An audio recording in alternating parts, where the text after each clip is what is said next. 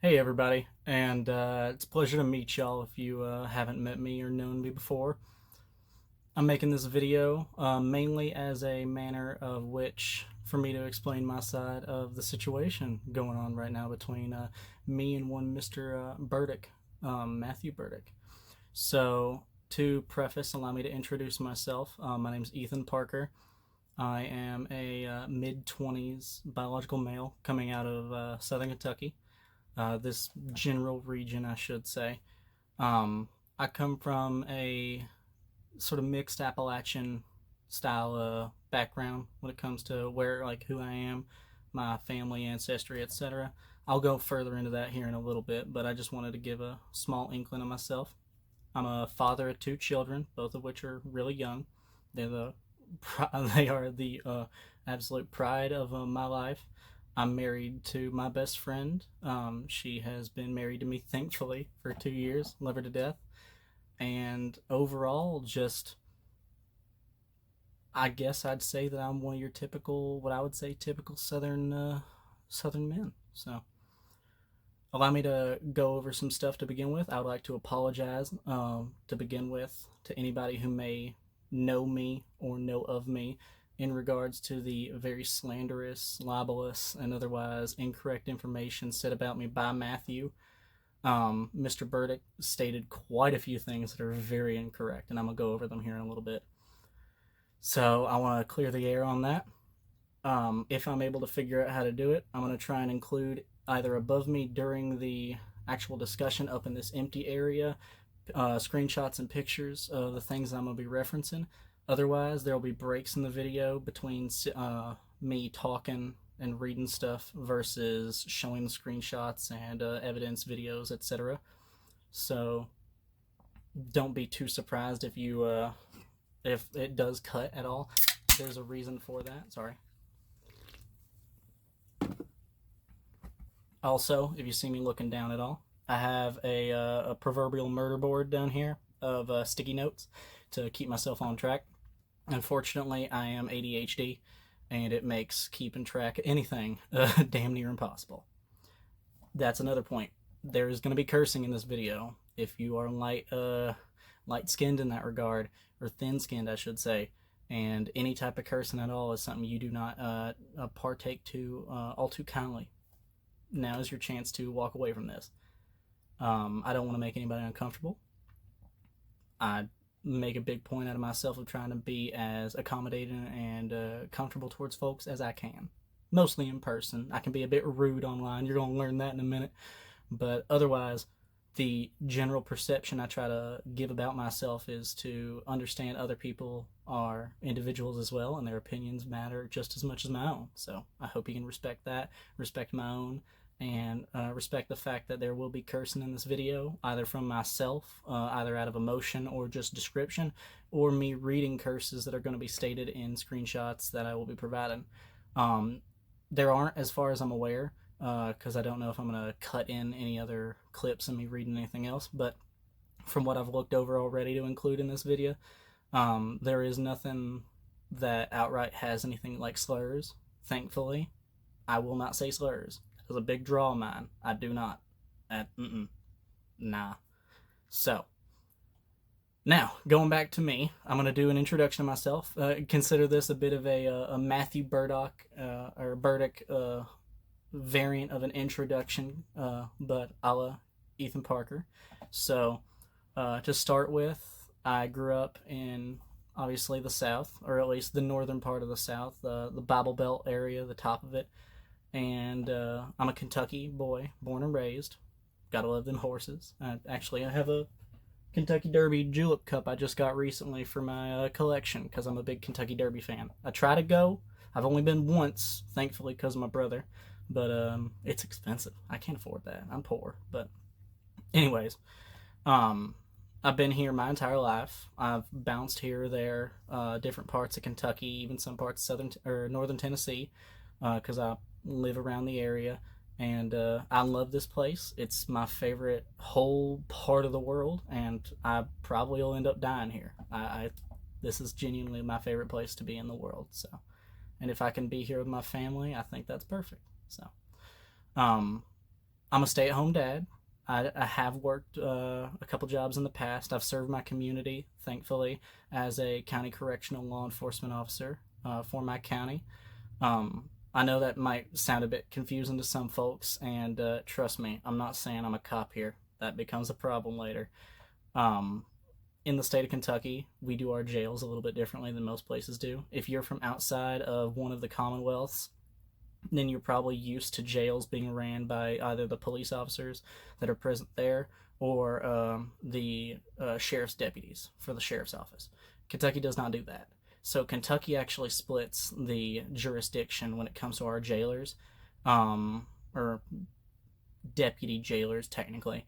They are separate from the actual sheriff's department. So the sheriff's department runs like court security for the local courts, and then they obviously do street work. They've got their own deputies out there, detectives, stuff like that. What I was actually commissioned as is a county correctional officer or a county correctional deputy. So what that meant is that I was serving for under the jailer of my county, and I was commissioned as a sworn law enforcement officer of the state and well, not a state officer, but of the county. I had a county authority, but it was mostly limited to the jail.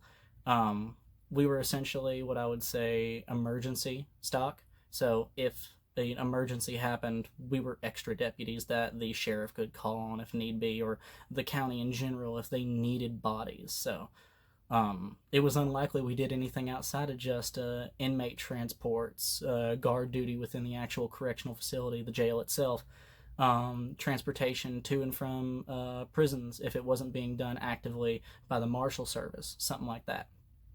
So I was a badged officer for the county. Unfortunately, I did end up having to resign my duty early on that, mostly as a regard to medical problems I was having at the time.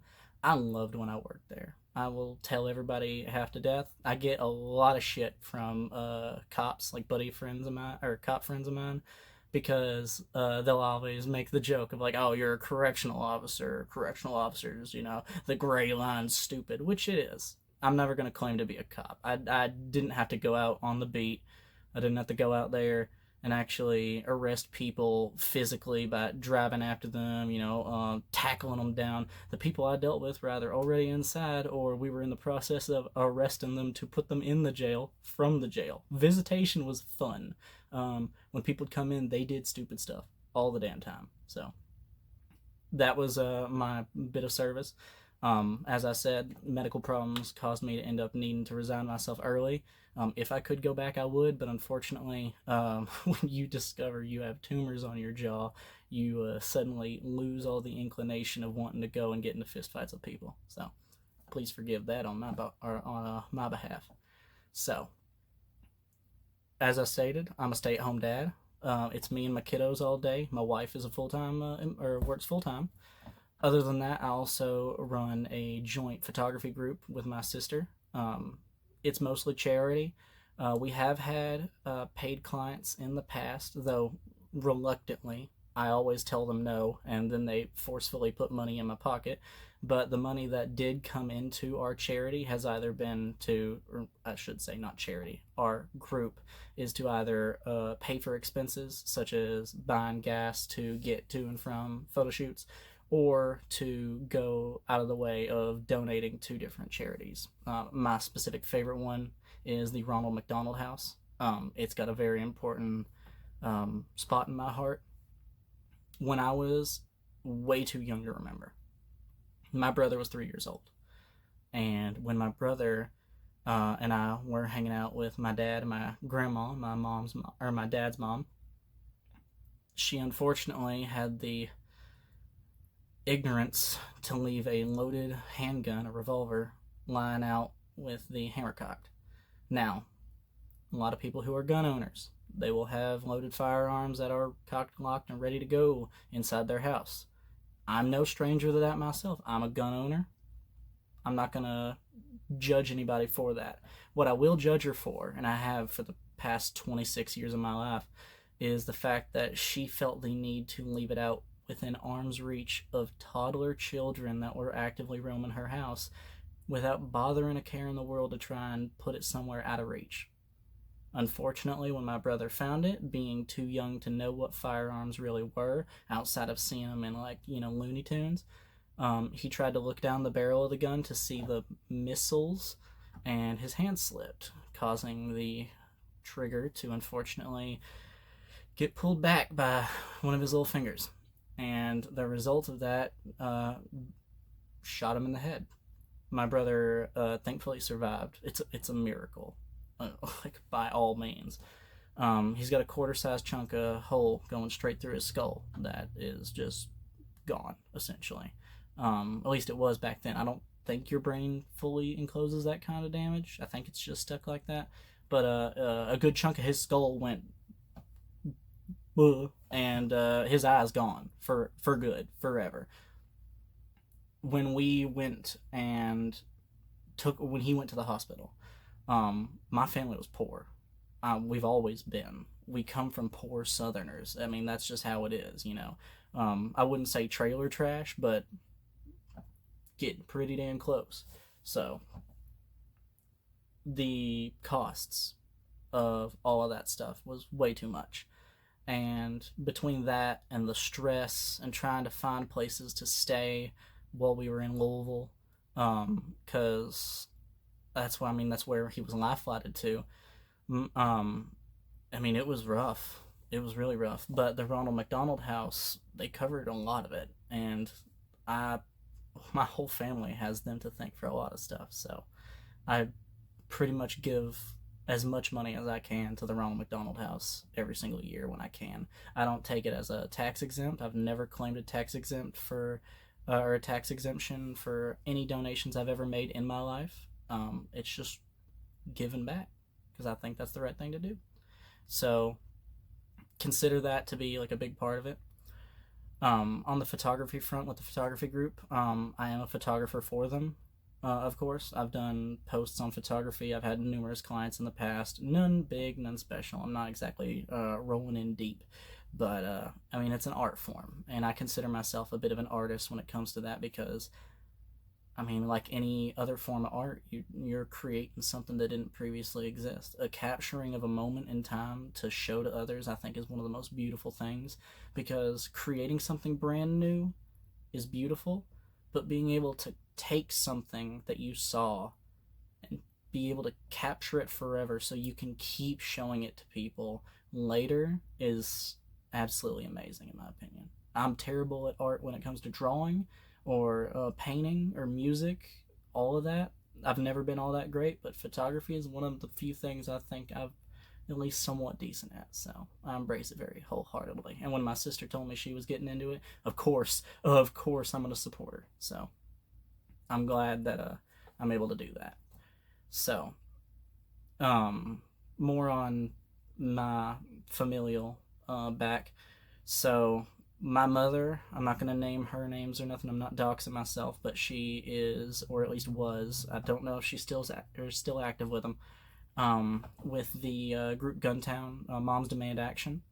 My brother has been announced by them a couple of times as a victim of gun violence, and I've been a supporter of Guntown's beliefs for a lot of their stuff, specifically because I believe that gun violence is a severe problem within our country, because the United States is unfortunately rife with gun violence. And while I said, like I said, I am a gun owner, and I do believe there is a possibility of being a gun owner that is a safe gun owner, I also recognize that unfortunately the vast majority of people on this planet are fucking stupid, and you can hardly trust them with jack shit. So there's a ton of people I see every morning with guns on their hips, open carrying, that makes me sit there and wonder how the hell they put their shoes on in the morning, much less operate a firearm. So I'm not gonna go out of my way and be like, we should take all guns, because I'm not Reagan. I don't believe in that shit. But I do believe that there has to be some sort of understanding of legislation when it comes to stuff like that. So when it comes to my beliefs, I consider myself very center-left. I'm not extremely left-wing. I do have my limits. I grew up in the South. You're never going to expect to come here and find people that are like die hard unless they live in a bigger city. Let's be real. I am mostly liberal with a lot of my thought processes and stuff like that. Um, I personally am a big supporter of the LGBT community. I have been for a long time, a very long time, even before the legalization of gay marriage within our country. Um, my wife obviously is bisexual, or obviously, I haven't said that yet. My apologies. My wife is a bisexual woman. And I unfortunately have a certain medical condition that has made a lot of confusion of my own identity when it comes to stuff. Though I personally, as of right now, identify with asexual or more close to a very confused situation as a result of my tetragrammatic chimerism. So, either way, I love the LGBT community and all the folks inside, in between, etc. Especially with the struggles going on right now with the trans community. I think they need as much support as we can give them, and I hope and pray that we can get as much support out there for these folks as we can. So, on the more liberal sides of stuff, I'm very critical of the conservative parties. The Republican Party has been a nightmare within our country for a long time. If you're a Republican, no harm, no foul. We can be peaceful. My personal belief is that we should, as a country and a people, be able to come to terms with the fact that extremism does not belong within our country. And I mean that on all fronts. So that's liberal extremism, which does exist, and conservative extremism, which is very prevalent. And if we can come together and find common ground, we understand how politics are supposed to work in the long run to begin with. They did not create this country with the idea that we would take two castes and then pit them against each other and let it become a nightmare state like that. No, I do not believe that at all. When our founding fathers were coming up with a concept of the liberal identity of our country, they did not have that in mind. That is my firm belief. And as a result, I think that if we can find any common ground with any conservatives whatsoever as liberals, or even vice versa, then that should be applauded. And I think that we need to understand that there is give and take, and that people are going to not share the same opinions. Thomas Massey for the Republican Party was a big deal. It took a lot of guts for someone like him to be able to step up against Donald Trump as a Republican to help support the push of the Epstein file release. I think that's amazing. I think it's great. I think him losing was kind of dumb as shit, with him not being the primary pick for the Republicans. I think he would have been a great one for them. If he had won, then I don't agree with a lot of his policy, but he has a resolve that shows us that he's not going to be just a stickler for the Republican Party, which is amazing. You need to be able to separate yourself from the main identity of your party, and that's an important thing that not a lot of people take into consideration. Liberals can disagree with other liberals. Conservatives can disagree with other conservatives. And in the end, I consider myself liberal. And that's important later, and I had to address it now because otherwise it's not going to get come out correctly, I guess. So, alright, so that's me. If you have any other questions about me, then feel free to consider this video an FAQ as well. You can always hit up my comments section for any questions you might have about me. And on Facebook, my messenger is requests. So send a request with a little message, and I'll read it and approve you, and we can talk. Because I believe firmly in the First Amendment right to free speech and talking. Say whatever you want as long as it's not a slur or hate speech. I'm not gonna say that I will be deleting comments, because I think that deleting comments is one of the dumbest fucking things you can do. What I will say is that if you make a comment beneath this video and it is full of slurs or hate speech, things that are outright, actively, pretty much criminally bad, I am going to screenshot your comment. I'm going to take the black marker and I'm going to mark over the bad word shit you said, and then I'll repost your stuff after deleting your comment so that it can be out there so people can see what you're saying without having to expose themselves to slurs and other unnecessary hate speech. Because I'll include a descriptor above the repost of that comment that explicitly states what's underneath without directly using that phrasing. So If you try to drop an N-word down in the comments section, I'm going to remove that part, repost the rest of your comment, and I'll put, use the N-word, do with that information as you will, because I think that would be important. So let me move on to the explanation of what exactly is happening and what all went down that led to this kerfuffle that makes no fucking sense. So, I am an avid debater.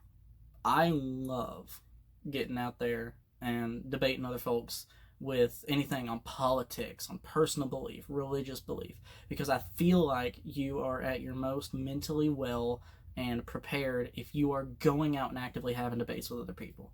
So, I make a habit of joining debate groups, or even just flame groups, because they often end up in debate. And I ended up in a group on Facebook, which it's a private group, but you can look it up, you can still see it, and you just have to ask to join. And its title is, "This is a weird hill to die on, but at least you're dead." And I think that's a funny name. It's a tag group, but it's also meant as a flame group for you to post your controversial opinions or others' controversial opinions and argue that shit out. That's my bread and butter. So, hell yeah. Little did I know at the time, though, there was another member of that private group by the name of Matthew Berdyck, who I had not met up to this point. I had not encountered him online at this point, as far as I'm aware. I haven't talked to him. I haven't heard about him. I mean, he came out of fucking nowhere. He claims to be extremely famous. I'm not going to say neither here nor there, but I never heard of him. So, he does state later, I should say, that allegedly I'm part of some deep conspiracy and I've known about him for a long time, and that this whole shtick of the beginning argument was some kind of carefully coordinated catalyst to try and get me to expose him or some bullshit like that. But that's not the case. This is literally the first interaction I ever had with the man in my life. So, I'm going to include either, like I said, above me, the screenshots of our interaction, or it'll be pauses between readings. But I do have my handy-dandy Crayola-themed clipboard with the written-out variants of the text exchange between myself and Mr. Berdyck during this conversation. So, in this group, there was a post that was posted that was rather controversial by somebody that was talking negatively about the phrase Texas was Mexican first. Now, the main use of this phrase that I agree with is used by people to justify the existence of Mexican descendant Texans, which I think is valid, because Texans of Mexican descent absolutely belong. You know, they're here, they're American as, I mean, you can be. They live here. A lot of racist white supremacist types will be like, no, only white Texans. Yeah, Mexicans not allowed. No, that's stupid. They were here before we took over the land. The Texas Republic, when it declared independence from Mexico, and then when the United States absorbed the Republic of Texas, the Mexicans were there, and Mexican descendant people still are there from that time period. They belong. But the other use of that phrase, which is something that I've actually been irked by for a long time, was this almost implication that because the country of Mexico had previously owned Texas in the past, that physically they should own it again today. I disagree with that. I'll try to include my original comment I made separate from Matthew here, and that comment, I think, covers pretty much exactly what I believe when it comes to it, Mexico is a colonizer state, whether we want to like it or whether you like it or not. Colonizer does not mean white. That is a misrepresentation that a lot of people are misunderstanding. Colonizers can be any people not indigenous or endemic to that land or area who purposefully invade and take over from the natives, who are typically outgunned and outnumbered and prevented from being able to protect themselves in a literal war sense. It is a very important term we understand. The Japanese were very, very bad colonizers of a lot of Asia, and so was the Chinese for a lot of history. And the Spain and Mexico are absolutely colonizers of Mesoamerica and, the Middle America down into some parts of South America and everything like that. That is absolutely colonizer state. Just because they have darker skin does not remove or revoke the colonizer status from these people. There are Mexicans that do have indigenous blood in them, yes.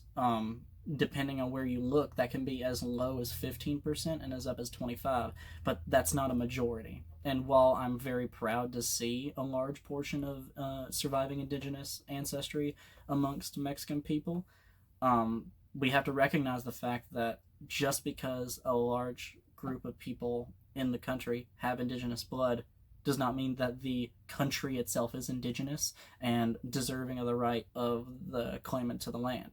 That's not correct. So, my firm belief, as I stated in my original comment, and like what I will state later to Matthew, is that if we're going to make some kind of stupid, like, long-form ancestral claim argument, the indigenous people who lived on that land first have the strongest claim out of anybody. That is a hard line for me. So, there's a whole bunch of different groups in the Texas area. I name them off in a second, and I'm not name all of them off, I name some of them off, but they would be the ones who'd have the strongest claim. The surviving tribes of individuals, the nations of Native Americans, Mesoamericans, indigenous folks who were here first, that came over originally prior to any other colonization by any other group. When the native peoples of this land came over here and formed their different groups and tribes and nations, there weren't other humans for them to kill and rape and pillage and take over. It was them. They were the first. And so firmly, I do believe that they should have the absolute most righteous claim in that regard. So, well, I encountered a comment from Mr. Berdyck where I'm going to read them off in order, and I will cut myself off on at the end of each, or not each message, but some of the messages giving some discussion on it. But there will be the message in its raw form of the screenshot, either above me, like I said, or paused, and then you can read it for yourself without any of my commentary if you'd so wish. So, the first comment that I found was by Mr. Berdyck, and this is what it says. It was part of Spain first, shit for brains. Okay. So I responded back to him by stating, or I responded to him initially by stating, it was native land of the Kickapoo, Comanche, Coahuilteco, Apache, and many other tribes first, not Spain. Spain are colonizers who raped and pillaged for the land, no different than the USA when they took it from Mexico. Respect the actual original owners, not the pale-skinned tyrants who tried to ethnically cleanse a continent. I explained pretty clearly that that is my belief. I do personally think that that's the case. Spain doesn't have a claim in this regard. They don't.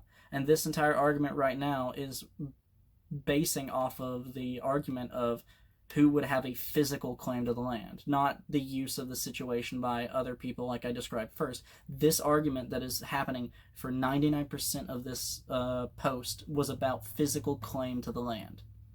So he responds back. It was still owned by Spain, and before Mexico took over, it was an annex of Spain. Yes, that is true. That is absolutely true. The only problem is there were people before that, Matthew. There were people here before that. So, I respond. Correct, because Mexico was a revolutionized continuation of the colonialism of Spain. Spain and Mexico both are inherently colonizers who stole land from the original settlers. To claim ancestral ownership of something based off of a short period where your ancestors raped and butchered the original locals, you're failing the ownership claim.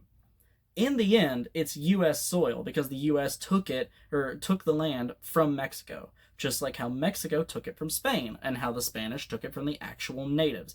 That's how history works, because it does. In the end, it's United States land right now. And as much as I wish we could give it back to the original peoples, that is very hard to do. Our government doesn't even like to recognize most of the tribes, much less give them any land. And the reservation system is not exactly well known as being great. So, unlikely. But if we're going to give them to anybody, there's a whole crap load of people who are descended from the folks who got raped and pillaged who would absolutely love their land back. I can tell you that. So, he responds back to me, "Great, thanks for educating me. I live on a reservation. You're missing the point of the conversation." I don't think I am, considering the point of the conversation has been who gets to own the land, like who's got a right to it, who's got claim. I think that was pretty obvious. Yeah, so I respond back with, and I do go a little bit harsh here, I'm a bit of a dick when it comes to things online, especially things I'm passionate about. I don't go out of my way to specifically target others unless they are dicks first, or say stupid shit, because I cannot stand ignorance, but...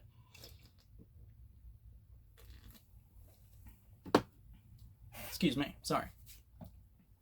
I'm a bit rude here, so... How?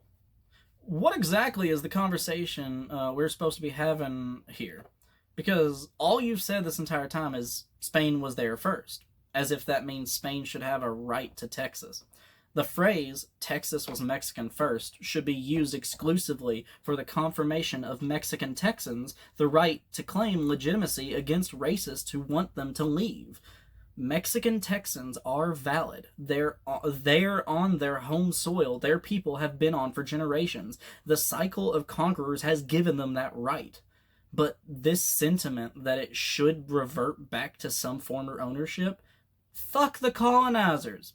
My ancestors would have been significantly happier if they weren't evicted from their ancestral homeland because of the dentally impaired deciding that brown and tan people shouldn't have the right to land. Also, I live on a reservation. Cool story. Are you from the reservation, or did you move there? Because as a public figure, your profile and background is public, Mr. Akron, or Akron. I don't actually know what the city is pronounced as. You've made your private life available for the whole world here. Do you speak Upsaloki? Or Upsaloki? Your website says you're Romani, so do you... So where do you get off acting as if though you can speak for those of us who have indigenous ancestry, whose families had to make the long trek and abandon cultures in the Christian schools that forced culture against us, whitewashing through generations of oppression of our people's ethnic background, creating a mixed culture of mostly non-full natives across our various nations and tribes? That's pretty fucking disgusting of you to do, dude. I could move to Palestine tomorrow. I could move to Palestine tomorrow, but that doesn't afford me the right to speak for them simply because I was their neighbor. Be better. Or be better, dude. So, I do agree with that sentiment still, firmly. The things that he's stating here, at least from how I'm interpreting them and how they're written outright in the context of the post, does not look good. And some of you might have caught on to the thing because it was brought up by him later, and it will be brought up by him later, when I said that, my ancestors would have been happier. That's true. I do have indigenous ancestry. I know. I'm a white guy. Go figure. We have mixed ancestry sometimes. This is something I was trying to get across to Matthew and some of his followers who were refusing to listen to reason. You don't have to look like a culture to descend from that culture. Your grandparents or great-grandparents can look completely different to you. And just to prove that point, this picture is going to be of me with my grandfather and my grandmother. That is the parents of my mom. Now, the man in the picture who will be seen, my grandfather, is the one whose family is Indigenous American. And my grandmother, his wife, descends from a different European Judaic background. two completely different physical appearances. I am only one generation clipped from them. My grandfather is one generation away from me. My parent, him. I look nothing like him, skin tone wise. I am still tanned. You can't really tell in this video. I don't have a pale skin appearance to myself. I did in school, which was kind of weird. When I was growing up in high school, I was pale as hell. Now, I can't look that pale if I want to. I can stay indoors for years and still come out looking like I just did 5 to 6 hours of yard work. But, I mean, that's just how it is. My brother is a lot more dark-skinned than I am. He looks significantly more like my grandfather. He's got the smooth, long brown hair and that nice tanned to almost, at the risk of using what's considered by some a slur, but that almost Melungeon look that's pretty common in Appalachian folks out over by the mountaintops and stuff. So, mixed race Appalachians experiencing that heavy tan to darker skin look. I might even include a picture, depending, of me with my wife together. She is very clearly descending from Europeans, and you can tell the difference. I'm still a white guy, and I will die on that hill. I've never once stated any time during my discussion with Matthew that I'm not white. I am white as white. I have white privilege. That's how it goes. I'm a white guy. Yay. But white people can have ancestry from more than just Europe. You are not limited to the ethnicity of only your most dominant appearing trait. I'm not going to claim I am a Native American, because I am not. At least not directly.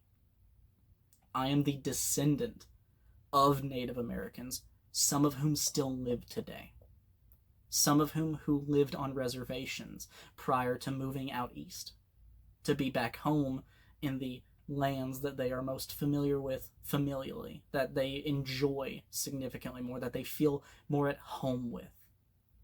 Because something I was trying to get to the point of with you, Matthew, if you're watching this, is that you were making fun of Kentucky as some descriptor point when you were trying to dissuade people from believing me having any indigenous ancestry.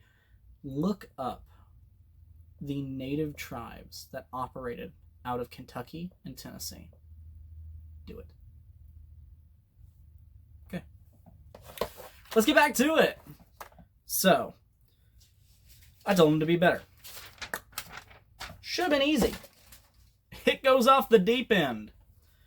He responds back with, I was asked to join a tribe after 14 years of fighting for Native American tribes that have a 40% higher likelihood of getting lung cancer from uranium mining, and for years of environmental work saving actual tribes. So unlike you, who sits on the internet typing and contributes nothing, I've actually saved lives. I don't need to be better. I am better. I can speak for my own nation when I tell you, stay away from us, all of us. We don't want your idiocy. You are not one of us. Now, this is a problem. The thing he just stated is a problem. And allow me to go into the description of this as someone who's gone through at least the introductory part of the CDIB process. So, for those who are unaware and who do not have too much information when it comes to Indigenous Americans and the legalities around citizenship for reservations and tribes, allow me to describe it a little bit. This is crude, so if I get some things wrong here or there, it'll usually be small things. If you're like a tribal lawyer, feel free to correct me on some stuff with some links. I'm always free to learning. However, this is from my own experience talking with public resource library officers when it comes to learning about the process myself when I was attempting for both the Haudenosaunee side of my family and the Cherokee. So, the CDIB stands for Certificate of Degree of Indian Blood. And the reasoning of that is it was a process created between the reservation system of tribal leaders and the federal government branch called the Bureau of Indian Affairs. When you are an American citizen of any ancestry to an indigenous tribe, you can apply with proof for a CDIB. And the way that works is you prove through genealogy your descendancy from someone who is identifiable within the various documentative roles and documents that list the different tribes of the time period back when they were taken. The most common one, and it applies to the Cherokee, Choctaw, and a couple other tribes, I think the Shawnee, is the Dawes Rolls. And the Dawes Rolls was a series of documentation done by the United States federal government back in the mid to late 1890s into the early 1900s, where they took a roll of, like, a documentation, a census of the Native Americans of these different tribes who were living on reservations in Oklahoma, so that they could identify who to give parcels of land to and monetary benefits for from the sale of excess land that was not parsed out to individuals. And when they took these rolls, they identified the full name of the individual, their pedigree. I hate the term, but it's 4/4, half, 1/4, going down from there. And then from that, they have associations cards and if they got accepted. And if you can trace your family to someone who was documented in those Dawes rolls, you can apply for a CDIB. And on your CDIB, it will tell you, or it'll tell anybody, your degree of Indian blood, of indigenous blood. It's called blood quantum. Now, a lot of tribes and indigenous people today aren't really big fans of the blood quantum system because it prioritizes a very ethno-statey feel of, oh, well, you know, who is really fully Native American anymore? The Dawes rolls were taken almost 200 years ago. I mean, if someone was fully Native then and married one white person, their kid is now half. If they married a white person, their kid is now a quarter. It goes down fast. Now, some tribes do still have a very heavy prevalence towards it. Others, a lot of the times, pretty much ditch the system of blood quantum. As long as you either have a CDIB, or for some very particular tribes and nations, if you can just prove via genealogy without a CDIB, you can prove a indigenous ancestry, and you can apply for citizenships for those tribes. And if you get this citizenship as a full citizen for most of these tribes, you usually get the chance to vote on tribal leaders, on important causes, instances, and things like that, which I think is very awesome and important. Cool. You get representation for you and your people, your ethnic background. And the Cherokee are big ones of that, with having a principal chief that runs the system after election. And I think it's really neat and it's really cool. So that's the system as it exists. And here's my problem with his explanation. When we go to Matthew's public profile, as I stated, he makes everything public. He has specifically stated on multiple posts that he is neither Native American, he is not indigenous, nor does he claim any ancestry towards them. And on top of that, he claims to be ethnically Romani. He is a Roma.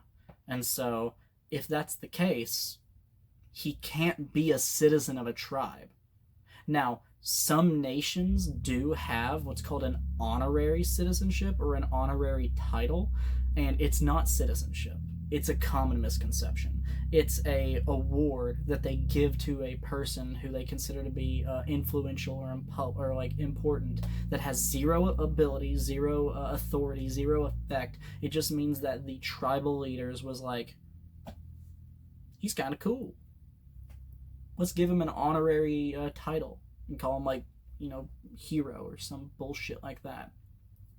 A good example of that's actually Johnny Depp, from here in Kentucky. Ironically, he's a Kentuckian.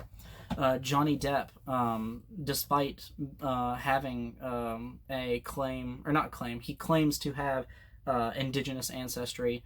They've never been able to prove it. Genealogically speaking, he can't prove it, so he's not officially part of any tribe. However, due to his appearance as an indigenous person, or portraying an indigenous person for a lot of different films. He was given a honorary citizenship for the, if I remember correctly, it's the Comanche, I think. Yeah, I wrote it down. The Comanche. It means nothing. He can't go and vote and be part of the tribe, necessarily speaking. He's an outsider who is accepted into the fold as being someone who is someone to look up to, but still, in a lack of a better term, separate but equal. It sounds really fucked up when I put it that way. I promise it's not what I mean, but I'm struggling to come up with a different term for this.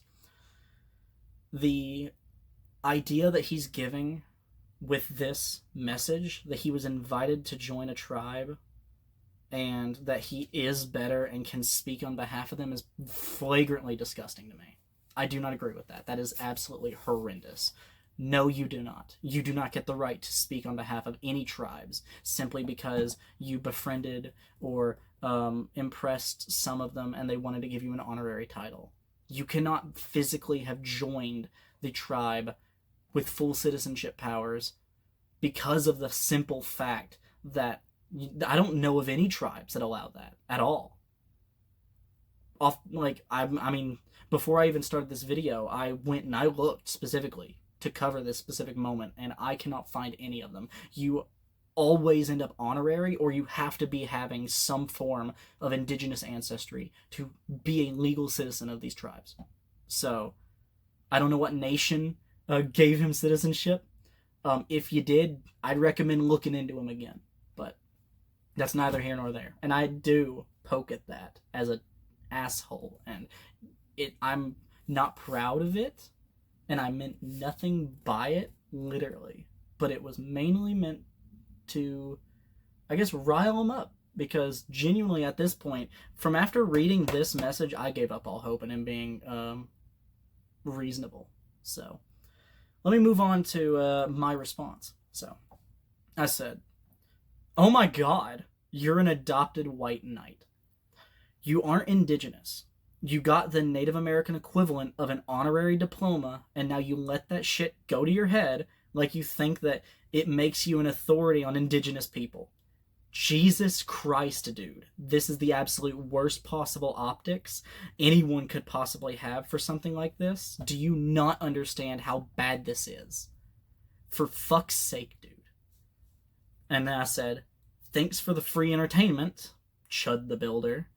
I'm sure your tribe will enjoy seeing these screenshots." And I do screenshot every message chain like this, just in case if something happens. It comes in handy. So, yeah. If you don't know who Chud the Builder is, I brought him up here. The fact that he was saying some pretty racist shit already is why I called him Chud the Builder. Chud the Builder is a vehement racist, really bad person. Goes out of his way to say slurs at black people and physically attack them, and here recently attempted to murder a man in front of a courthouse by shooting him because he was black and confronted him on his rhetoric and speech. And Chud's going to jail. Let's be real. The dude fucked up. That is horrible shit. Indefensible. Terrible person. Matt, you're not doing much better. You didn't kill a guy, but you are saying some fucked up shit so far, dude. Provable lies and speaking on behalf of a people you aren't is wrong. I said that as much with my Palestine comment. You should have taken that as reference. But I digress. He responds back with this lovely text. "Okay, I'm going to dox you now, as posing as a Native American and saying racist things to a member of a tribe. I am not white. I am not a white savior. I was asked to join a tribe because I am a minority with no nation, and if you keep going, life is going to get a lot harder for you, you racist piece of trash.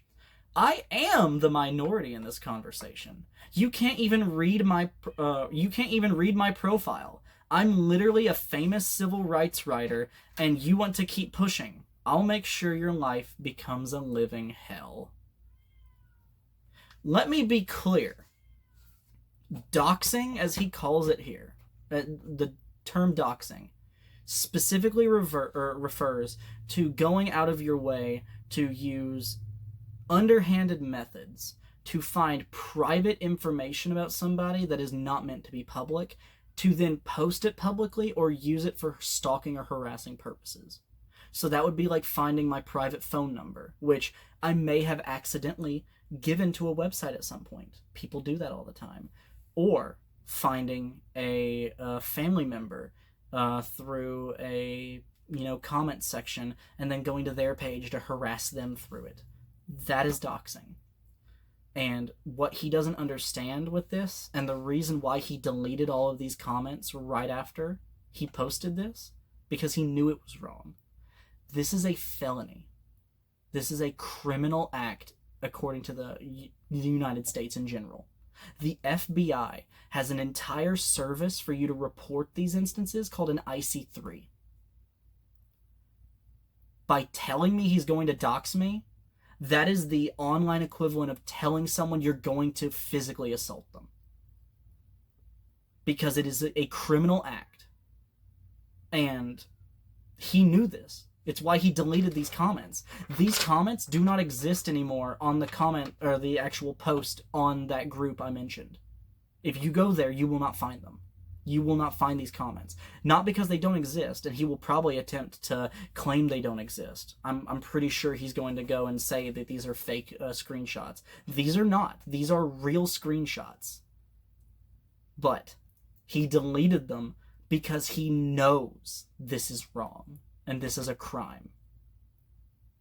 I am stating this clearly for everyone watching because it is important you understand he is willingly and knowingly admitting to wanting to commit these crimes. This is a big deal.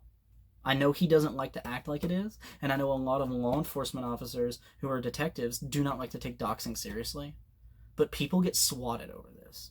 That's when they find your address online and then call in fake police threats, like say there's a kidnapping at this house, so that the SWAT team show up and then traumatize you by coming in guns blazing, throwing flashbangs and shit. That's what doxing leads to. And he knows this. So, after that happened, that was the last message from that situation.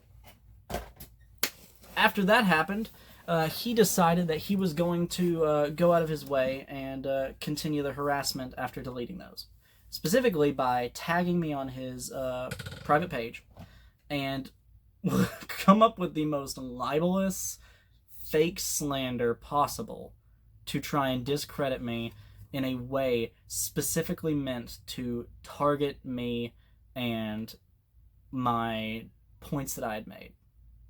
Very clearly did I upset him, because I made a point that made him look bad as someone who publicly puts himself out there as a martyr for minority groups. That's his big deal. If you look on his page, that's a big thing for him. His whole public image he's crafted for himself is this image as a shield for minority groups from problems that have happened. And if he's actually doing that and helping minority groups like African American communities and indigenous nations, then I would be gladly happy that he would be doing these. The issue is, there is no proof he's doing any of this. He makes wild claims and doesn't back them up. And it's been such a problem, I've learned, that he has an entire group of people he has harassed and victimized by going out of his way to dox them and threaten them and their families, that they created a support group specifically for documenting the things that he says. Now, it's a mean group, too. They do post some mean shit, but nothing remotely close to anything Matthew's done at all. And I would know because I learned about this group after looking him up. During the conversation when he said he was going to dox me, that's when I looked him up to find and see, and it's the first thing that pops up underneath his profile on Facebook, is that public group, which you can go and look at if you want to. Look up on Facebook Matthew Berdyck, and it's Berdyck. Look up his name on Facebook. and it will be the group that appears, the "We Are Victims of Harassment." That group, look at it. Go and look. Actually look in the group, and don't just take his word for it, because he will tell you till the cows come home that that group is actually a bunch of white supremacists and neo-Nazis, and it's not. I have had nothing but good interactions with these people. They've been nice to me. They've been helpful to me. And the worst things that they've done is make fun of the comments he's made. He makes racism where there is none. He invents problems so that he can be upset about them. And then he tries to use that as a way to justify getting money out of people. And I'm going to go into that in a minute. But I'm going to include the message that he put about me, the very first one, and just some of the beginners that he put with it that I wanted to address is, first off, to start with all of this, he makes a very racist comment referring to me as Chief Parker in a derogatory term, trying to make fun of the fact that I'm claiming to have any ancestry from an indigenous tribe. The problem is that's a very common right-wing manner of insulting people with indigenous ancestry. Elizabeth Warren was called Chief Warren by the right-wingers when she was being made fun of for claiming indigenous ancestry herself. It is a right-wing talking point. It is right-wing dog whistling. It is a rhetoric used by the right wing. So that's terrible. And he knows as much because he changed it later. And I'll try to include the video I took of the edits for that, because he edited it from saying Chief Parker to then saying dances with meth pipe, which I don't know why that's supposed to be better. That's still derogatory as shit, but racism's fine when he does it, I guess.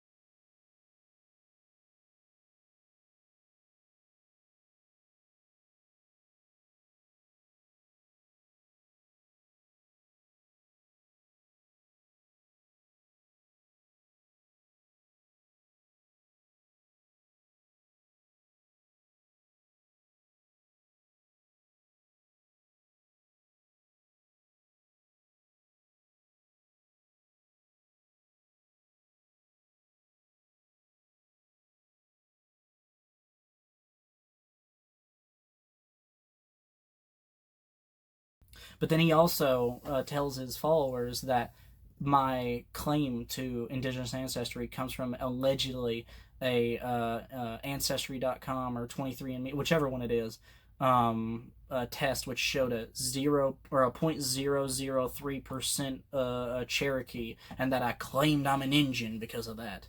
No, that's not what happened. I'm not claiming to be a Native American. I'm claiming to have ancestry from Native Americans, from the Oneida Haudenosaunee, and from the Cherokee, the Tsalagi. You know, feasible, because it's true. There was no ancestry test involved. My family has had a very strong oral tradition regarding our ancestry. I showed earlier the picture of me with my grandparents. It's not exactly hard to see. We're not all white European, Irish potato farmers going back to the Neolithic age. That's not how this works. No. That's not. Then the next thing that he goes on about is calling me a racist white supremacist. So I want to make sure I get this right. Hold up.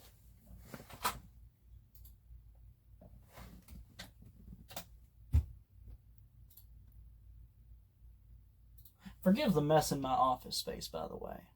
I do clean up in here, but I'm a bit in the process of moving a bunch of stuff around, so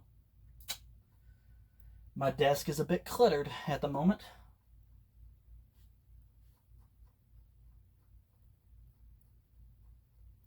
Here we go. So, he gets upset at me calling him a colonizer because he claims Romani ancestry. There's an issue I have with that. He can be Romani or descended from the Romani. I have no way of knowing in particular if he is or is not, because I'm not an ancestry test. I'm not a genealogy firm. I'm not going to go through and look up his entire family tree to find out if they're actually Romani. What I will bring up is that when I brought up the fact that he makes fun of my appearance and my name as some way of dissuading people from believing I might have ancestry of the indigenous peoples, I brought up the fact that the Romani people, the Roma, come from India originally, way back. They are Indian. Now, it's a long time separated. That's certainly true. But they are from there. This has pretty much been confirmed. Even the different international Roma organizations all agree on this.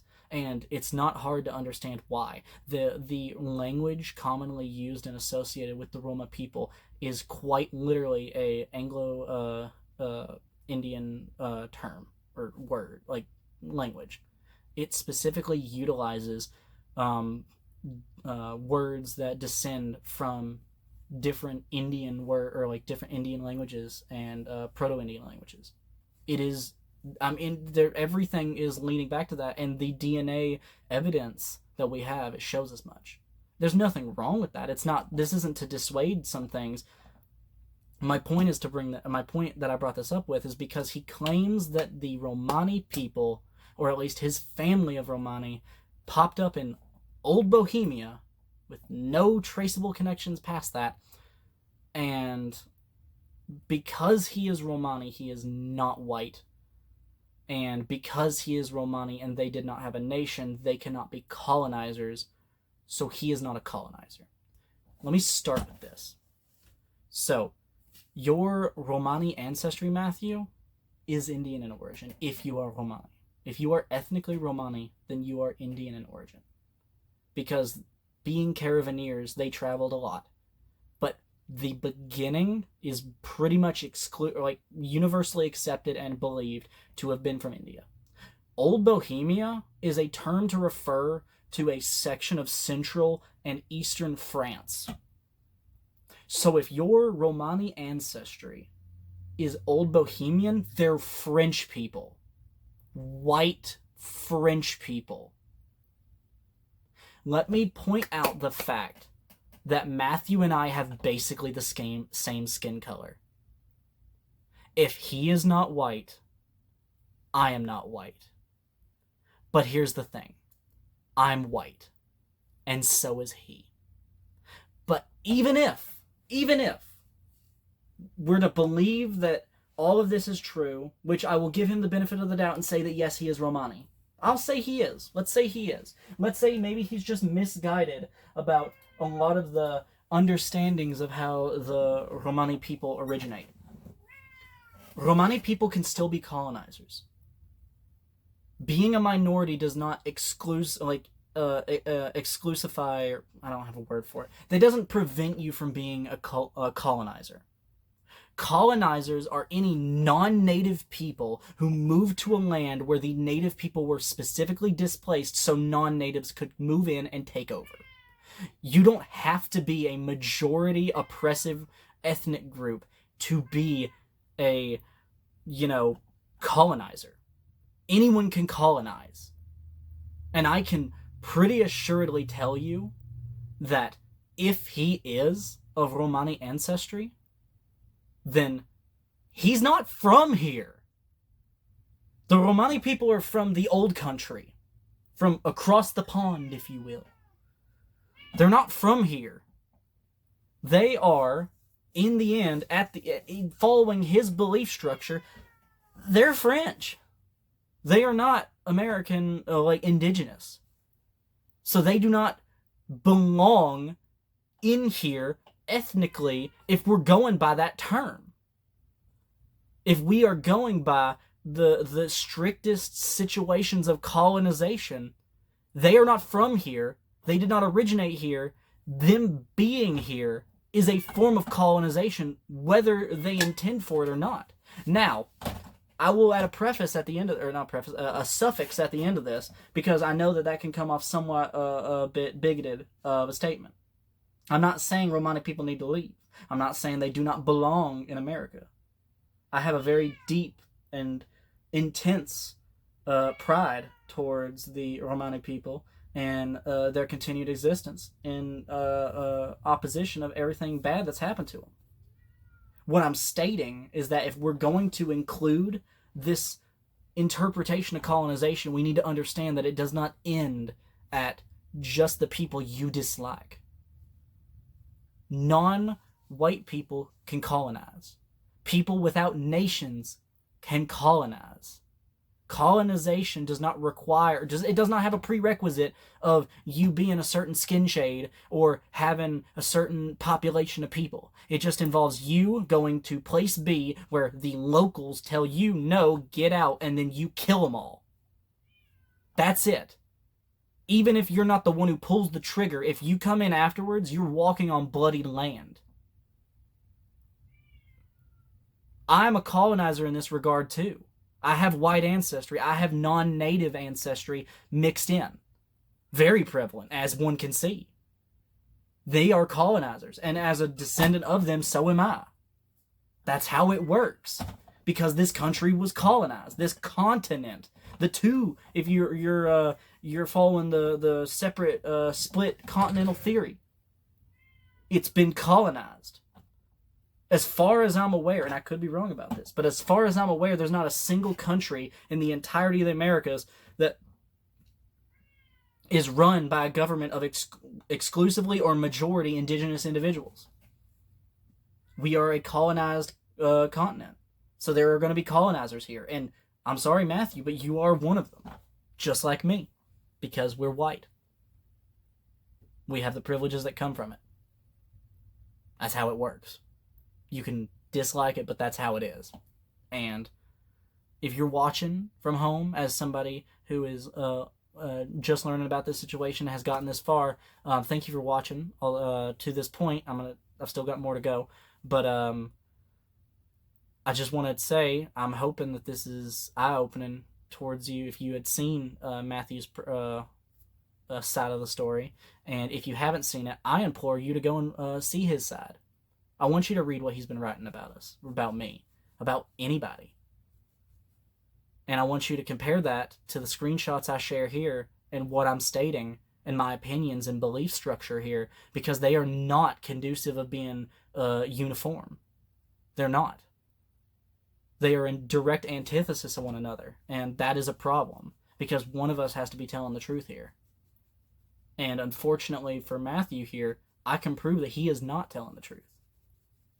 So, anyways, the whole thing about him trying to talk down about my potential native ancestry is important, because the reason he's doing that is that if I do have a verifiable link to any indigenous peoples, by talking down to me, he is inherently making himself a villain in his situation. Because you cannot be a liberal in this country and talk that kind of shit as a non-involved party towards that problem with someone who does have skin in the game. So he has to find a way for me to not be descended from indigenous people, because if he can't find a way to convince people that I'm not through lies and deceit, then his argument falls apart and he loses. And he doesn't want to. So take that with consideration when we continue on further. So, anyways, what was I saying? Let me go back to the board. So, Oh yeah.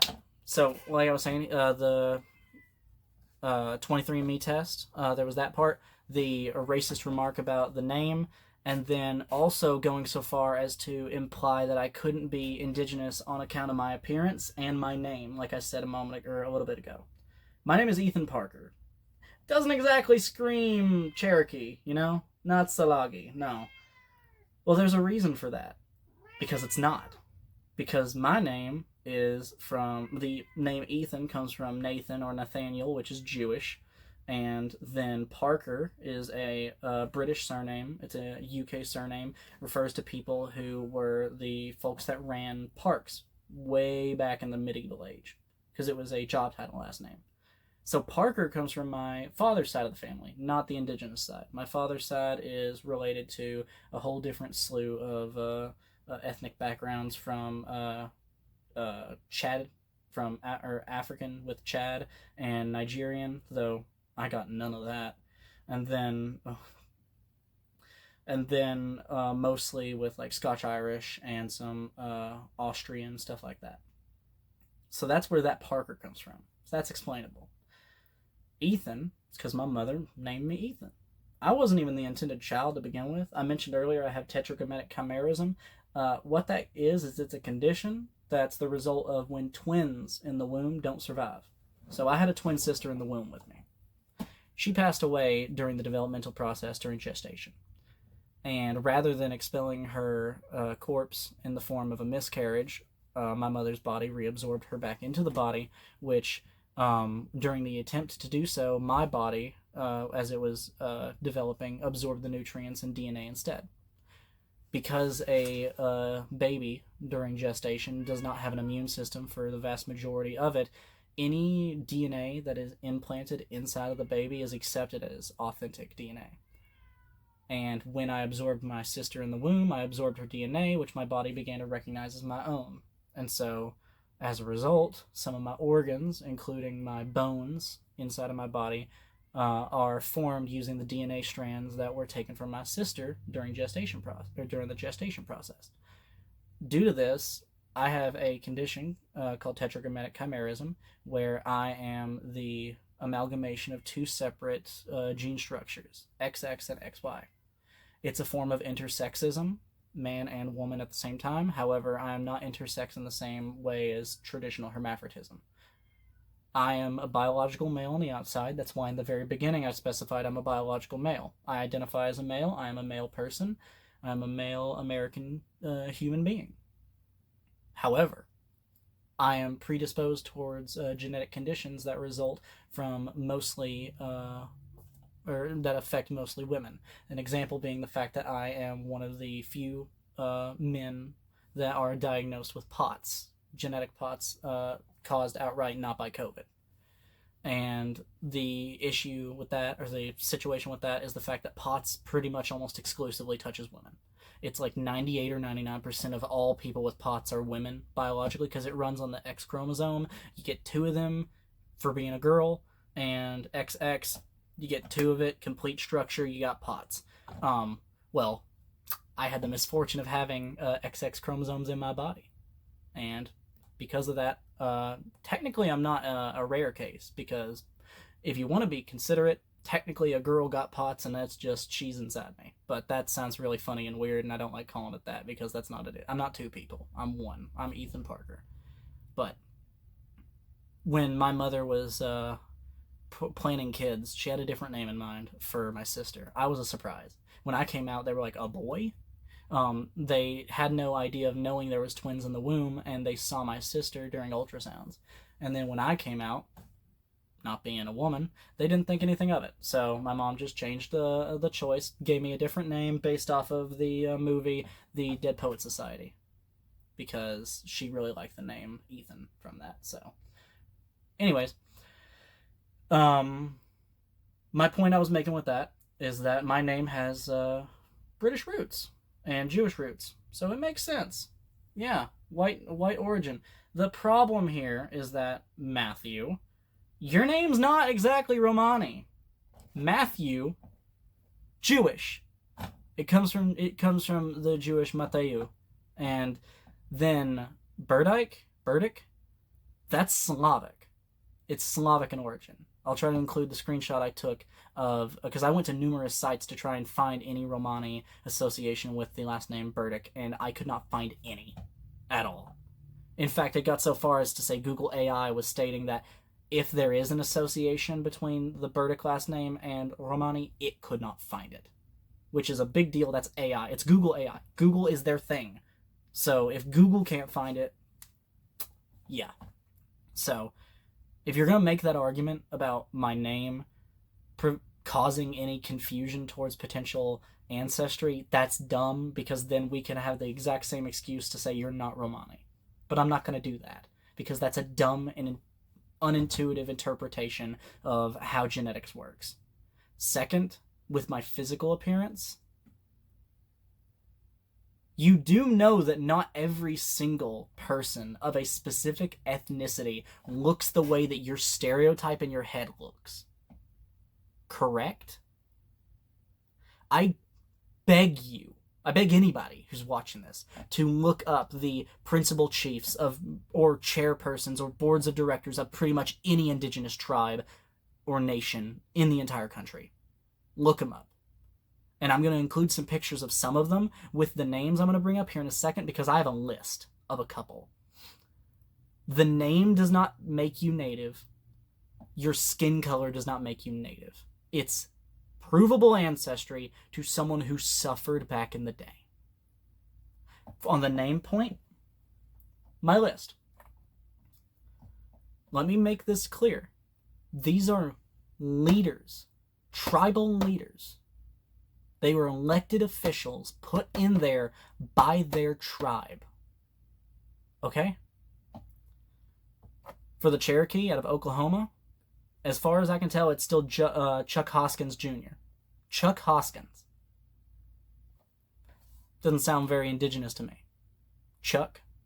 Maybe I'm wrong. Maybe there is some connection to Tsolagi and Chuck that I'm not familiar with, and if that's the case, then my apologies.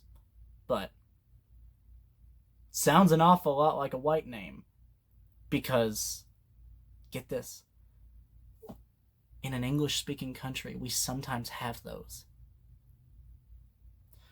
He's the principal chief of the Oklahoma Cherokee, as far as I can tell. The Eastern Band out of, I think it's North Carolina, South Carolina. I may be getting that wrong. My apologies in advance. But it's Mitchell Hicks. Mitchell Hicks. That could be my neighbor. That could be my white as bread neighbor. Mitchell Hicks. But, well, I'll include pictures of them as I'm going through their names. The Monacan, she passed away not too long ago, but it was Sharon Bryant. Sharon Bryant. Doesn't sound very indigenous. Or how about the Catawba? Brian Harris. Brian Harris. Or the Comanche out of Oklahoma. It was William Nelson is the head of the nation. William Nelson. The Iowa out of Oklahoma, the Iowa tribe, their chairperson is Jacob Keyes. Keyes. Keyes.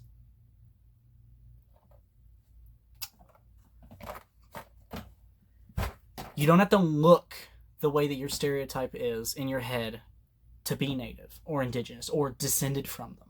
And your name doesn't have to be the most stereotypical, Squanto-esque bastardization. It doesn't have to be.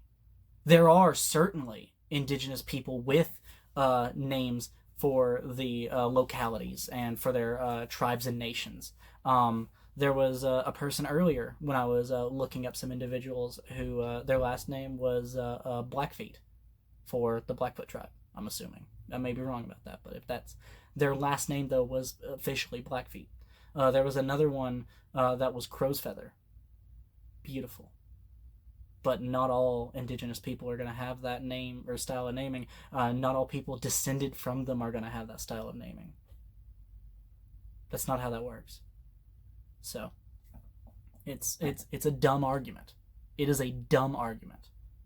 And let me state, like I said earlier, I hate ignorance, There are three things in my life I hate the most: bullies, ignorant people that are willfully ignorant and refuse to try and correct themselves when exposed, and then attacking third parties that are not involved in a discussion or a feud. These are the three things, and these are going to come up in a minute. Okay. Well, after that main post, Matthew went on a long tirade, tagging me in a ton of comments. I might include some up above or paused. It depends. But he went crazy, tagging me in everything, accusing me of everything from hating minorities to being a white supremacist. What was it? There's so much stuff that he's accused me of and called me that it doesn't make any freaking sense. MAGA, he called me part of the Make America Great Again tribe. God, my brain is dumb right now. The Make America Great Again trope. Sorry. He's accused me of all these things. It's not the case. I'm not a white supremacist. In fact, I'm a bit upset at the fact that he would associate myself with that. One, because white supremacy's big shtick for right now that I've seen from pretty much everywhere is their big support of Hitler. He actually called me Hitler Youth in that post, the first one, right after he doxed me. No. That picture I had of my grandparents back then, my grandmother, she has Jewish ancestry. Shoah survivors. And I'm sure Matthew and a couple other people don't know what the Shoah is or don't know what Shoah means. It's what we call within the Jewish community the Holocaust. Yeah.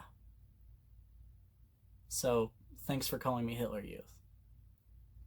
Thank you. Because, that's really fucked up, dude. I'm sorry. I was trying my best, but it's hard not to hold a grudge when you go out of your way to be the most toxic individual you can. You don't even bother to do an inkling of a look into the people that you're harassing before you make baseless, wild claims. If you had looked through, you'd have seen on my profile that my main header, above my main profile picture, the header, the big picture on my Facebook, if you go back a couple times, there's Hebrew with rainbow coloring to them. And it says, "Love is love," repeatedly in Hebrew. Because I'm a Jew. So thank you. Really proving yourself here. Then he got upset at some other instances, including a comment section that I should state, I respond to all of his comments. I responded to all of them. He deleted most of my comments that I would respond with because I would prove him wrong and provide proof and screenshots, and he would get upset and delete them. I called him out on it numerous times. I might post one of the call-outs up here in just a second. If you see it, then I've obviously added it. But I would respond to all of them because personally I believe in the freedom of speech and expressing myself, and I don't believe that it's right for someone like him to just go and rag on me and make these false claims about me to potentially 95,000 people who have no way of knowing better because he doesn't give me a chance to give my side of the story. And he kept making shit up wildly, just this, that, here, there, whatever, whenever, just anything that he could make stick. And people believed him. There are comments from people who are absolutely ragging on me, making fun of my physical appearance, making statements such as, "Oh, he is native of the $5 tribe," which, to people who don't know, during the Dawes rolls that I mentioned earlier, there was a rumor that some people would go specifically out of their way to the government and pay the government workers bribes of $5 per person to add them to the Dawes rolls. That was a lot of money back then. My family's poor. Also, if you account up the people in my family on the Dawes rolls, we would have been fucking rich if we had done that. You can have your opinions about me, and whether or not if you believe me, that's okay. But kind of a fucked up thing to say, no? And this is from a guy who's liberal. He is supposed to be a voice for like against injustice, and supposedly the people who follow him are supposed to be for the same cause. No, so why are they so hostile? It doesn't make sense. But one of the other things, like in that comments thread that I was trying to get to, my brain's getting bouncy, ADHD, I'm sorry, is that he was threatening me, which was fun. He said that he was going to come here and drive to Kentucky and come up from behind and attack me from behind. And I'm a gun owner, like I said, and I'm pretty firm in my belief of the castle doctrine. You show up at my house with threats to harm me, and you show any inkling of wanting to harm me, it's not going to end well, dude. I will defend myself and my family and my home. I will not strike first, because I don't believe in that. I am relatively a pacifist in this regard. But I'm not going to let you come and assault my family, threaten to harm me or my children at all. If you show up here, I'm calling the cops so that they can be nearby, so that they can handle it. Because either they're going to get involved and stop any potential physical altercation, or I'm going to stop the physical altercation myself, as I am legally allowed to do within the state of Kentucky. That was my point I made with that. But then he ran with that comment to try and imply that I was planning on shooting and killing him. Which, no, I don't have any intentions on killing him. I said in my comments during that little spit that I don't want to hurt him. I don't want guns to be involved. I don't. Honestly, he's more than free to come to Kentucky. I'll debate him in person. I'll do a live stream. I've got camera equipment.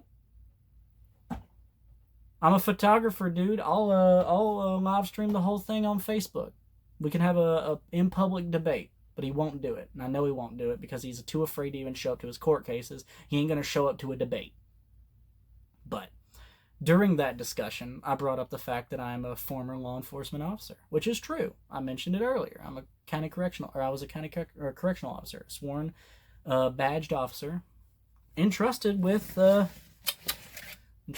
firearm by the county, specifically for the purposes of protecting inmates. I'll include pictures of myself here, if I didn't already earlier, of myself in uniform, obviously covering identifying information because I'm not doxing myself. I don't want y'all showing up at my house.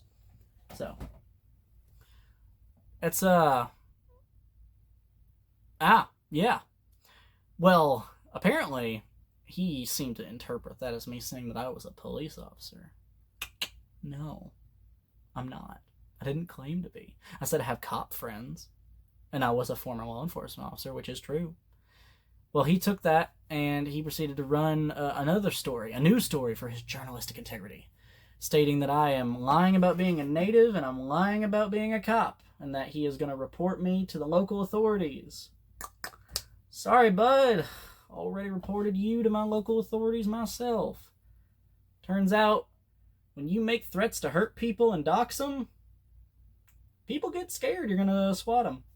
So I already had a call with the local police department and spoke to, I believe it was a sergeant, and we had a fun little chat about it, where he assured me that nothing bad of that sort will happen and that they'll make sure to understand precisely what's going on. Because, God, thank the Lord that that's an option now. You know? Because people have died to swatting. That shit's serious. And I got 2 kids that are toddlers. If you follow like a fake police report to have somebody send a SWAT team here, they're liable to get hurt from that. Flashbangs can permanently impair here. I have tinnitus from from shooting a gun indoors for my employment. Imagine what a flashbang is going to do to a child.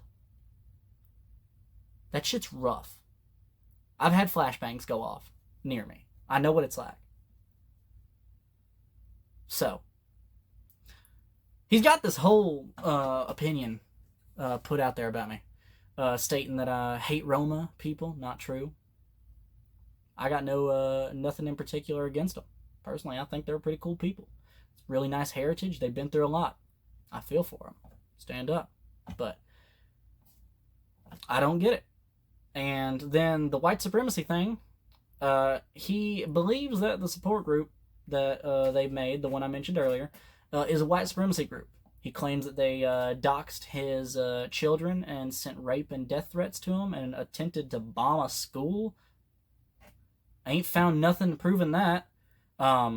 If this group is as bad as he claims it is, though he never proves it, he doesn't send screenshots, he doesn't post links, he just tells you to go and look up certain court cases that don't say what he actually thinks they say, or like he claims it says something and then you go and actually look at the court case and it don't. That's all he does. He never proves it.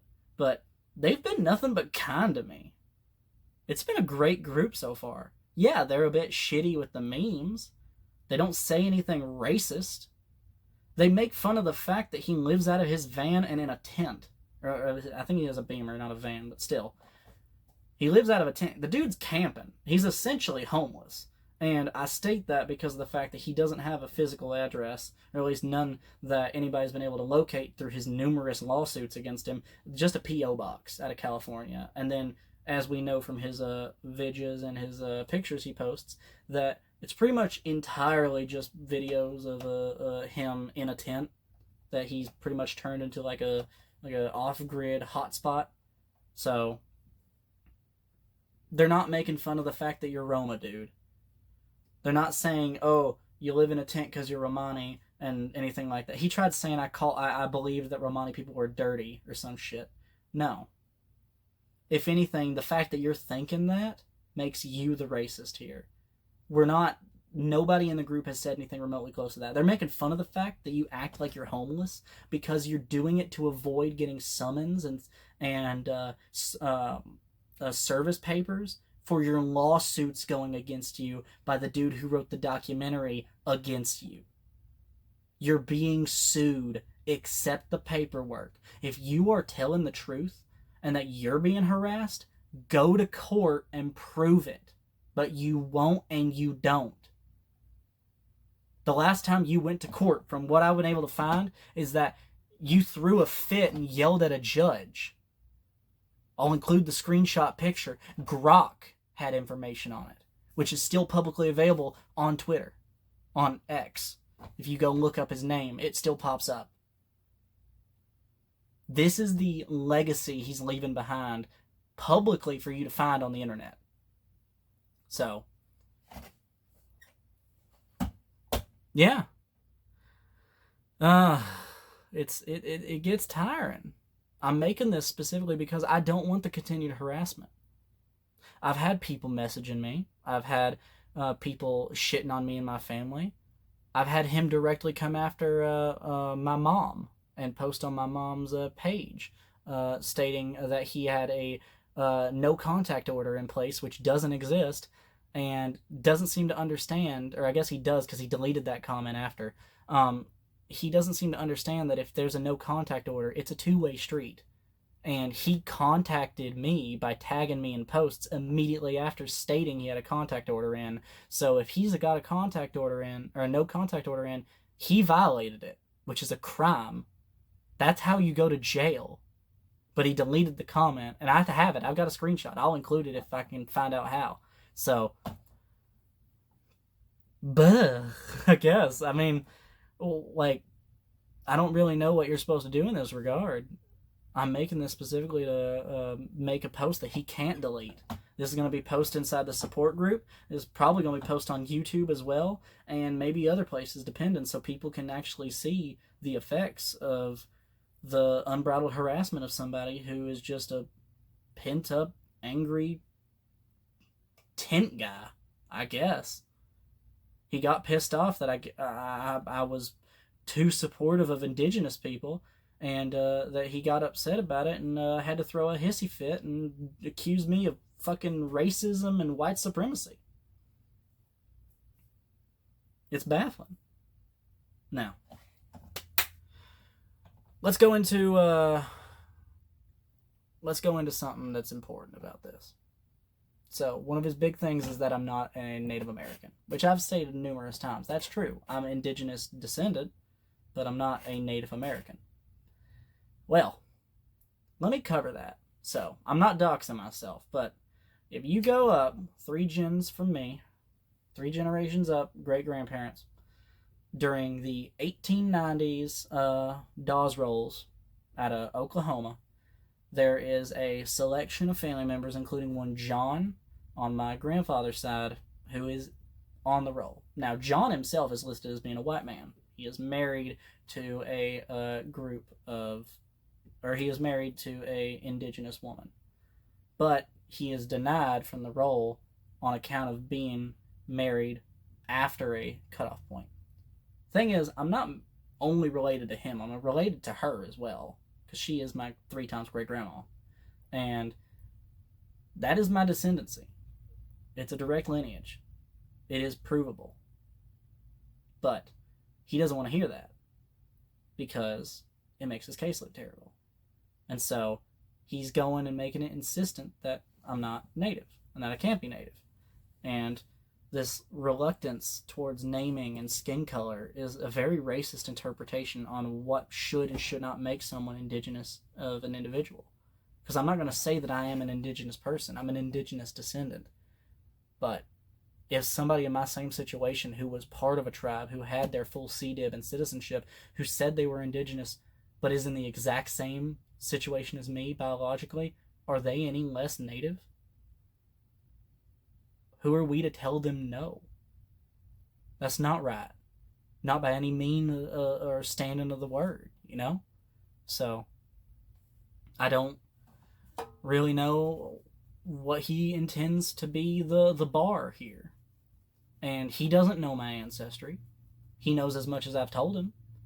But it ends in a he said, she said.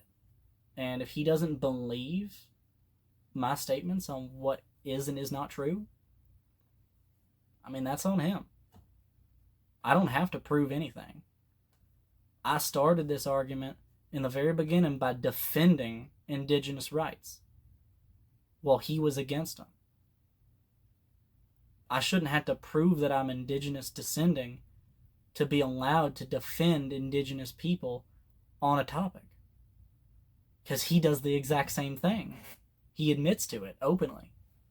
So where am I different than him here, except for having pissed him off? So, yeah. Where was the next part? Because I had an order and I went out of order. My murder board is completely... I ignored it. I went out of order. But, where is it? Oh, the ender. Let me go ahead. I'm going to predict his response to me. Because I know he's probably going to see this. Because he is constantly watching the group chat. He is always in there pulling stuff for his own posts. He's going to either call this all lies and then make up some bullshit. He's going to call it all fake and state the screenshots are fake and that I'm telling fake news and all that normal MAGA Republican bullshit that he likes to turn around and reuse like a fucking Goodwill of language. And he probably will continue to make racist comments trying to imply that I'm a racist, white supremacist, neo-Nazi, MAGA, whatever, and that I cannot be indigenous, and he'll double down on it. I'm almost certain on that, if he responds at all. But he is going to go and keep making excuses to try and continue being right here because he makes money off this. Because if you go back through his posts, he's constantly posting links to his different GoFundMe style websites like Buy Me a Coffee and stuff. He makes money off people. He says a pity story, talks about how great he is, and then says that he needs money and gets donations. Despite the fact that he supposedly has all this money for all these lawsuits he never files, even though he says he does, but then never does. And then has all this money for other stuff, but he constantly needs more money from other people. And he asks for money from folks by going and getting into these arguments, stating the person who disagrees with him is a white supremacist trying to get him because he's a minority, and then asking for money. Let me ask, if you are someone who is watching this and is not from the support group or is not Matthew himself, listen to me, please. Do not be fooled by him. Do not be fooled by his rhetoric, and do not give him money. The reason he continues doing this is because Facebook doesn't delete his page. They only delete his posts and his comments when he actually threatens people, because he's done that. I've got posts. I've got examples. They don't delete his main page, and then people go out of their way and give him money. As long as you keep giving him money, he's going to keep making up shit for him to be a victim of, for you to give him more money. This is how he coasts, because he doesn't want a real job. He doesn't. He doesn't want to act like an actual journalist. He just wants to go and get free money from people and claim minority status and that he is a victim. Do not be fooled by this, please. Think for yourself after hearing all of this. Look back at your mind's eye at everything that I've said and all the proof that I've shown, and think before you believe anything he says. He might be telling the truth on one or two things, but double check everything, please. Because otherwise, you're just going to keep enabling him. Enabling bad behavior. And if you are someone in that field that wants to talk more about this, like I said, my DMs on Facebook, my messenger, it's request only, but send me a request with a little snippet of what you want to talk about. If you have any questions about me or about Matthew, or want the pictures from the screenshots for yourself, so you have a physical downloadable screenshot or something, message me. I'm open to messages. As long as you're not Matthew and his alt accounts, because I will know it's you, Woody Woodward. I will know it's you.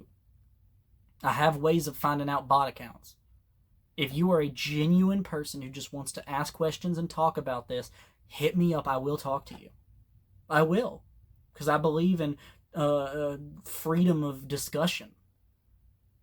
I gave him his chance to talk his side. I've not reported his main posts, despite the fact that he calls me these horrendous things, because I believe that he has the right to say these horrible things, but he also has consequences that come from them.